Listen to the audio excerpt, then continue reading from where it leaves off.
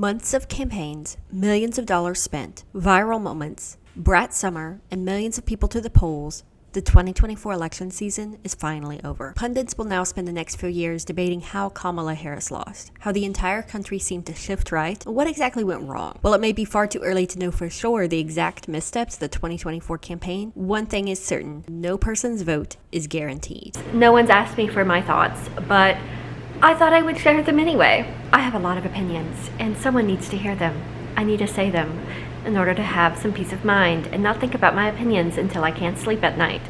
Welcome to my channel. I'm Elizabeth. I grew up in Republican politics in Texas. I interned for Marco Rubio in 2016, and by 2018, I was no longer a Republican, and 2020 was the very first time I voted for a Democrat. Now it's 2024. I registered as a Democrat in the state of Florida, and I voted in Florida for the very first time. I have quite a bit to say about Florida Democrats, but for now we're going to stick to the question of the hour. Why are younger voters voting Republican? No demographic is guaranteed for any candidate. No party deserves a specific demographic, and voters like to surprise you. In 2024, a reliable Democratic audience went right as youth voters supported the Republican candidate in much larger numbers. Young voters tend to vote left and shift right as they age. But this year was kind of a shock to the system, because that shift happened before most expected. Donald Trump won young men by 10 points, flipping them from their 2020 Biden vote. And for the first time in decades, Republicans won young white voters outright. Kamala Harris also underperformed with almost every kind of young person: white women, black voters, and young Latinos, who went for Harris by only 6 points. Harris even ran behind Biden's 2020 victory in cities and counties that are home to big college towns, such as the University of Wisconsin, Penn State, East Carolina, the University of Georgia, and so on. And it's not just younger voters. First-time voters shifted right. First-time voters tend to be Gen Z, and Democrats have a history of winning first-time votes. But this year, they didn't. CNN's exit poll suggested Trump was the preferred candidate over Harris among first-time voters, 54 to 45%. That's a massive shift from 2020, when Trump only got 40 points compared to Joe Biden's 64%. So what's going on? Pundits are going to talk about this for a long time, and I have several theories that will probably tie into a national discourse, but I think it's pretty simple. Democrats take voters for granted.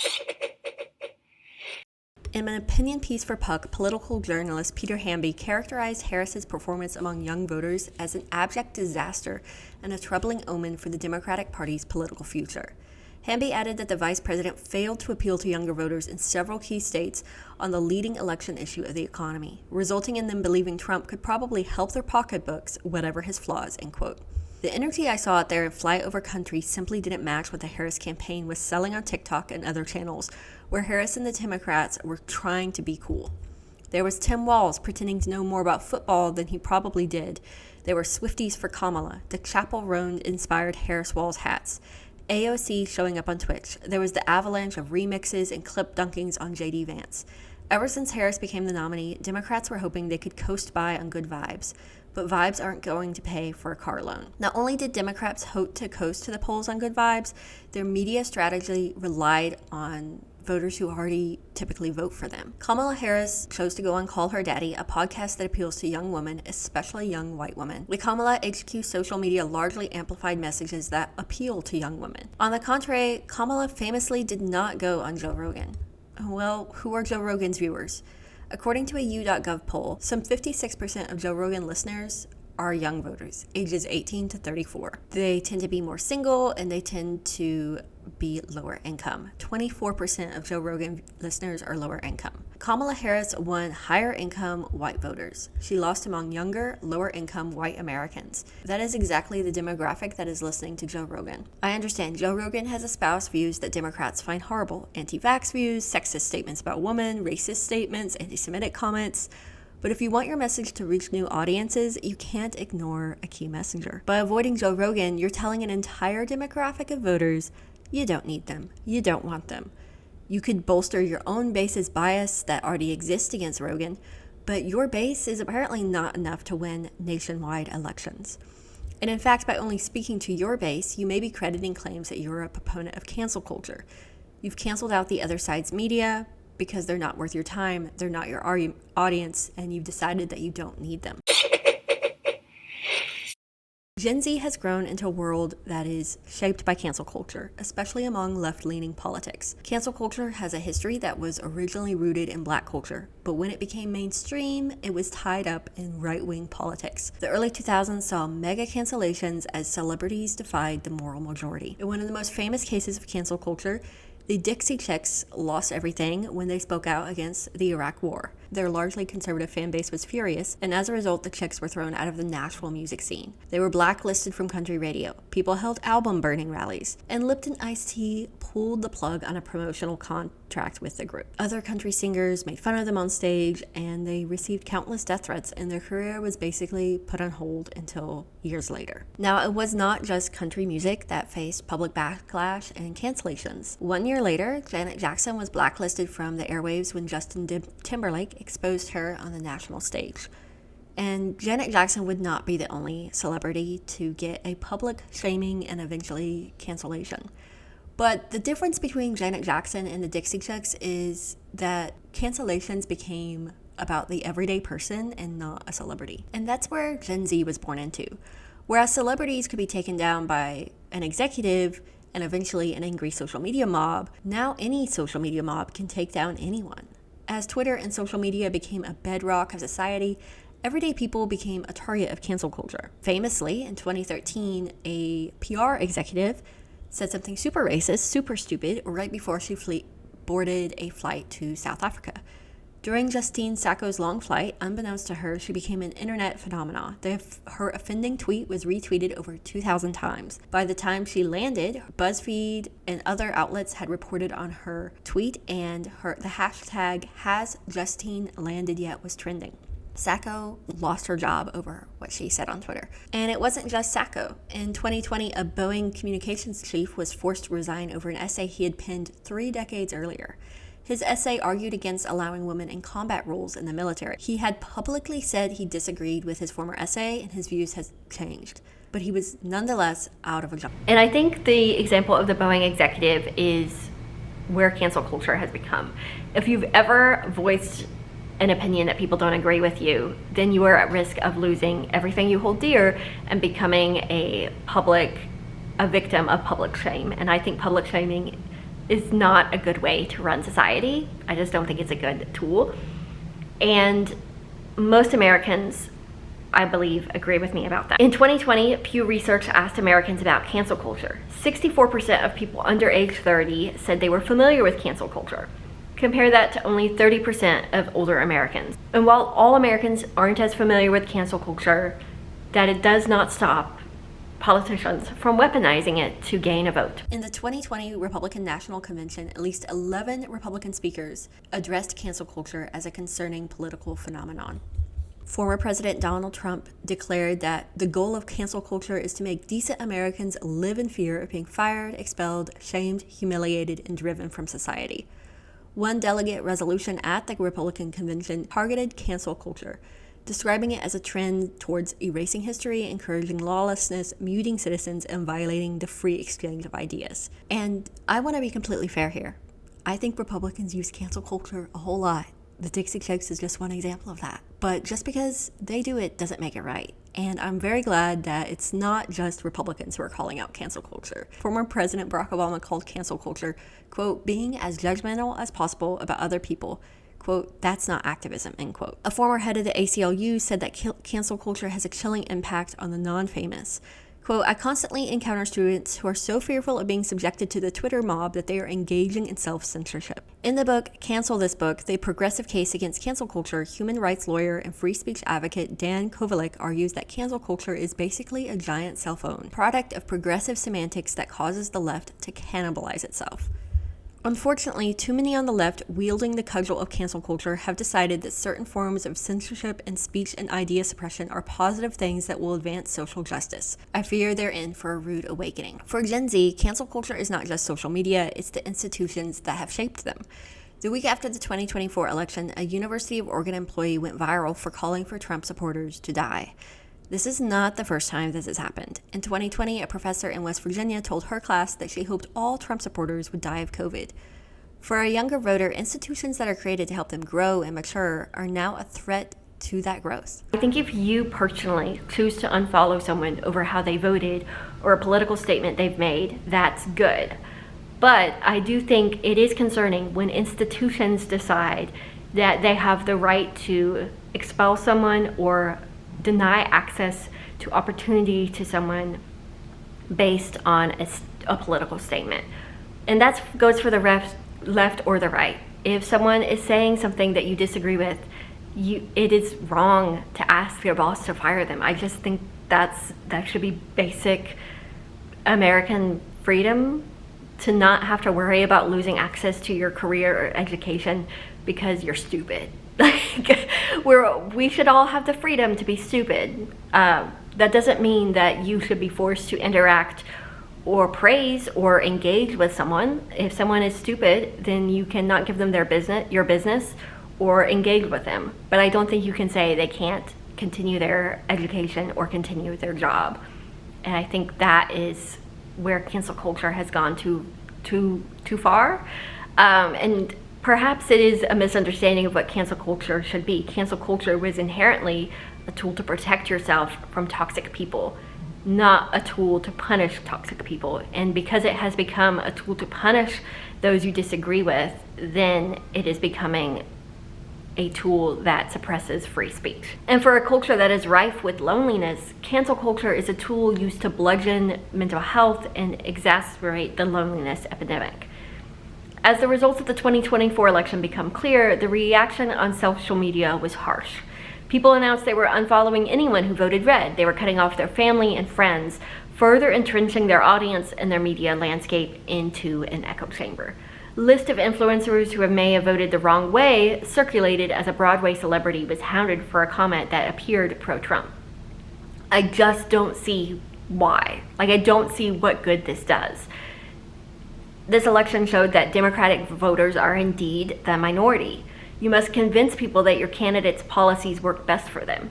How can anyone be convinced if you've blocked and unfollowed anyone who happens to be on the other side? Younger voters look around and see right-wing rhetoric coming true. Republicans have claimed for years that Democrats are opposed to free speech, the party that censors those who disagree with and is unwelcoming to anyone who questions their party line.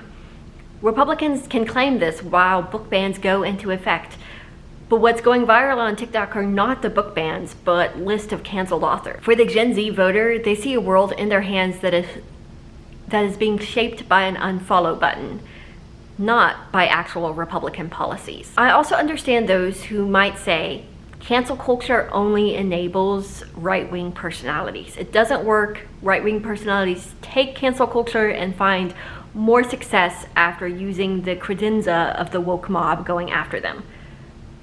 I'm not arguing about that. And I think that is a red herring, because the title of this video is How Democrats Lost the Gen Z Vote. It doesn't matter if cancel culture only enables right-wing influencers, because if it's only enabling right-wing influencers, then it's also stealing young voters away from Democratic policies. And if the point of cancel culture is to protect yourself, then what happens to other people's careers shouldn't really impact you. You can't reach out to new voters if you've announced that you will unfollow, block, and not engage with Trump's voters. You can't reach new voters if you've declared that Trump voters don't deserve basic human rights. If you've canceled former Trump voters from your coalition, then you will never be able to build a winning coalition. Nearly half of young voters get their news from social media.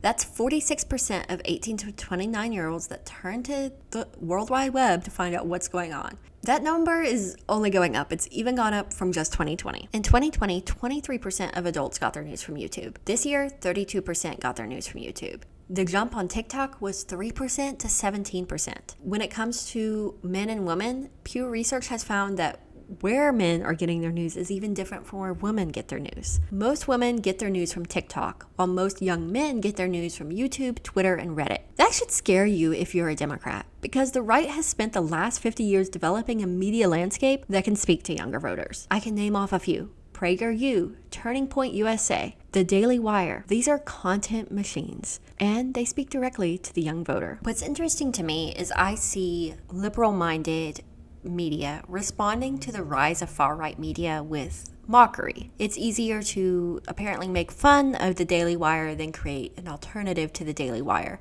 And apparently it's easier to make fun of the Daily Wire than to go on Joe Rogan and speak to the voters who are listening to him. I will always be upset about that. Left-wing media isn't there, and the right-wing media is, and you're using Twitter to source your news. The only message a voter is getting is a Republican-leaning message. You can despise Elon Musk all you want. I think the man honestly gives me hives. But you can't abandon a social media platform because you dislike who owns it. It's a wonderful idea for your peace of mind, perhaps.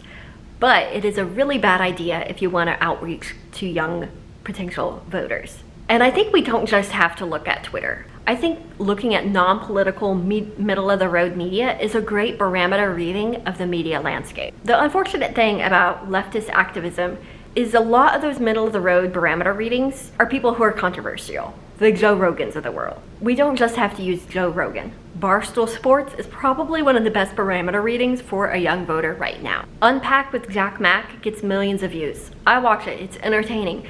And I knew 3 weeks before the election how Jack Mack was going to be voting. I had no idea till about 3 weeks before the election, and I watched him talk about Kamala Harris, and I thought, no one talks about Kamala Harris like that and also votes for her. Mentioned the things he didn't like about Kamala Harris. I understood what he was talking about. And I saw people in the comments agreeing with him, and I guarantee you those people went out and voted for Donald Trump. My gut instinct was to unfollow Jack Mack after that because I thought, oh, he's telling people not to vote for Kamala Harris, basically. But unfollowing him is not going to stop his message from reaching people. It will prevent me from knowing that message is being shared, and it will mean that I won't know what people are wanting from Kamala Harris and what her campaign is missing in order to get voters. I actually wasn't following him at the time. He just kept showing up in my For You page, and he was entertaining, so I was watching him.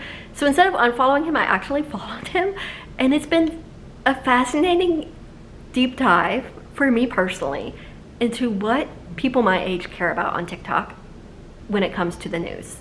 He doesn't talk about the Ukraine war, which is something I care about a lot. He doesn't talk about the war in Israel, which is something I also care about a lot. He is talking about Ole Miss beating Georgia, which I don't care about at all, but it is a big deal for a lot of people.